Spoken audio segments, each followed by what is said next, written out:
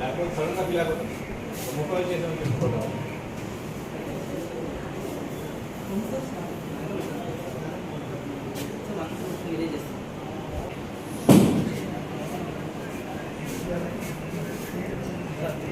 అది యాక్చువల్లీ ఎవరు కాపట్లేదు సార్. వాళ్ళు క్యాన్ బాగా పెట్టిన అన్ని చేసుకోవచ్చు.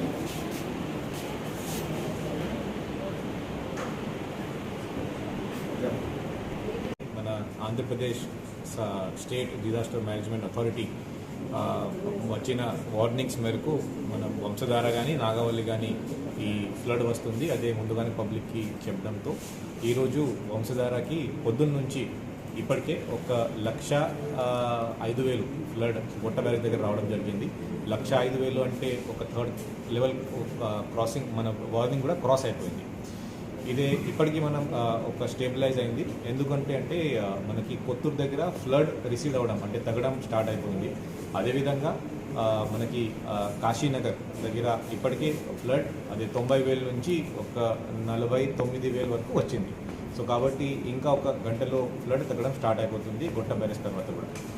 బట్ కానీ అయినా సరే 1,00,000 మనకి గొట్ట బ్యారేజ్ దగ్గర వచ్చిందంటే కింద వరకు అంటే పోలాకి గారా మండల్ వరకు కూడా 1,00,000 క్యూసెక్సే వెళ్తుంది. సో కాబట్టి ప్రతి ఒక్కరూ దయచేసి మీ ఒకవేళ వల్నరబుల్ రీచెస్ ఉంటే మన ఒక 86 రీహాబిలిటేషన్ సెంటర్స్ మనం ఓపెన్ చేసి మనం పెట్టాము. అక్కడ మీకు కావాల్సిన అన్ని సరుకులు బిస్కెట్స్ కానీ మన మిల్క్ కానీ ఇది కాకుండా మనకి ఈ పప్పు కానీ ఇది అంతా మనం పెట్టాం.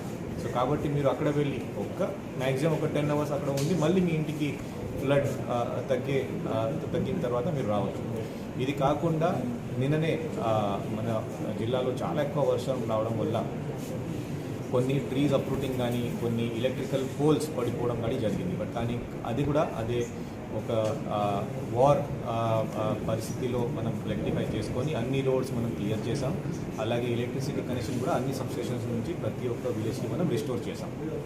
ఇది కాకుండా మనం ఒక కంట్రోల్ రూమ్ కూడా ఏర్పాటు చేసాం. మన దగ్గర వచ్చిన ప్రతి కంప్లైంట్ మనం ఇంపార్టెంట్గా తీసుకొని మనం పబ్లిక్కి మళ్ళీ ఒకసారి సర్వీసెస్ మనం ఇస్తాం. మనం ఇప్పుడు తహసీల్దార్ చేతిలో అంటే తహసీల్దార్ దగ్గర ఒక్కొక్క డ్రోన్ కూడా మనం పెట్టాం. ఈరోజు పొద్దున్న నుంచి డ్రోన్ ద్వారా ఎక్కడైనా ప్రాబ్లం ఉందా, నిజంగా ఎక్కడైనా అగ్రికల్చర్ ఫీల్డ్ లోపల నీళ్ళు చేరిందా, ఇది కాకుండా ఎక్కడైనా ఇంటి లోపల కూడా ఎక్కడైనా అంటే గ్రామకంఠం దగ్గర కూడా ఎక్కడైనా వాటర్ వచ్చిందా అది అందరూ చూస్తున్నారు. మనకి అగ్రికల్చర్ అంటే ఈ వ్యవసాయ భూమి ఇనండేషన్ చూస్తే ఒక 9,000 ఎకర్స్ వరకు ఇప్పటి వరకు ఇనండేషన్ వచ్చింది. దయచేసి ఫార్మర్స్ అందరికీ నేను రిక్వెస్ట్ చేస్తాను, ఈ వాటర్ ఈ నీళ్ళు బయట పంపించడానికి దయచేసి మీ నుంచి సహాయం ఖచ్చితంగా ఉండాలి. నేను అగ్రికల్చర్ ఆఫీసర్ అలాగే ఇరిగేషన్ డిపార్ట్మెంట్ ఆఫీసర్స్కి మళ్ళీ చెప్తున్నాను, అక్కడ డ్రైనేజ్ ఛానల్స్ అన్ని త్వరగా క్లీన్ చేస్తే ఈ వాటర్ కూడా బయట వెళ్ళిపోతుంది. ఇది కాకుండా ఇంకా మనకి వర్షాలు తగ్గింది, ఇది కాకుండా గాలి ఇప్పుడు లేవు కాబట్టి బయట వెళ్ళిపోదాం, ఏదైనా చెట్టు కింద ఉందాం, లేకపోతే డైలబిలిటెడ్ ఇల్లు ఎక్కడైనా ఉంటే అక్కడ ఉండొచ్చు. దయచేసి అలా చేయకూడదు. నిన్న రాత్రి కూడా మన కలెక్టర్ క్యాంప్ ఆఫీస్ దగ్గర ఒక గాలి లేకుండా ఈ వర్షం లేకుండా ఒక చెట్టు పడిపోయింది. సో కాబట్టి మీరు దయచేసి అందరూ మీరు అర్థం చేసుకోండి. ఇంకా 2 రోజులు మాత్రమే అప్పుడు పూర్తిగా మన ఈ ప్రమాదం వెళ్ళిపోయిన తర్వాతనే మీరు ఈ అన్ని మీరు ఇంపార్టెంట్ చర్యలు కాకుండా మిగతా మీరు యాక్టివిటీస్ మీరు స్టార్ట్ చేయవచ్చు. ఖచ్చితంగా మీరు మీ ఇంటి దగ్గరనే ఉండాలి.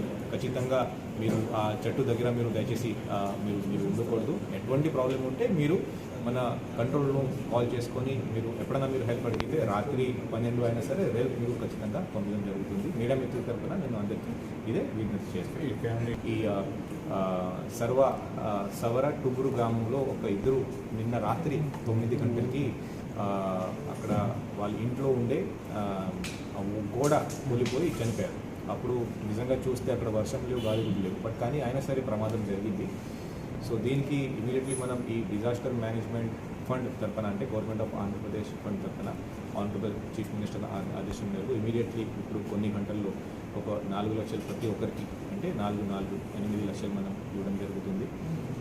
ఇది కాకుండా ఇంకా మన గవర్నమెంట్ నుంచి ఏదైనా సహాయం ఉంటే నేను ఖచ్చితంగా మన ఆనరబుల్ మినిస్టర్ సార్తో మాట్లాడి గవర్నమెంట్తో మాట్లాడి కూడా అది కూడా ఇస్తాం. బట్ కానీ నేను మళ్ళీ ఒకసారి నేను చెప్తున్నాను, అందరికీ రిక్వెస్ట్ చేస్తున్నాను, ఎక్కడైనా మీ మడ్ హౌస్ ఉంటే, థైల్డ్ హౌస్ ఉంటే అంటే కచ్చ హౌస్ ఉంటే ఎక్కడైనా మీ గుడిసెలు ఎక్కడైనా ఉన్నారంటే దయచేసి రీహాబిలిటేషన్ సెంటర్కి దయచేసి వెళ్ళిపోండి. ఒకవేళ మీ ఊర్లో రీహాబిలిటేషన్ సెంటర్ లేకపోతే సచివాలయం ఉంది, మన విఆర్ఓకి మీరు కాల్ చేయండి. మీరు ఒక 10 గంటల మీద 10 గంటలు మా అయితే ఒక 24 గంటల మీద అక్కడ ఉండి మళ్ళీ మీ ఇంటికి మీరు వెళ్ళి మీరు దినచర్య మీరు మామూలుగా మీరు ఇంకా కొనసాగవచ్చు.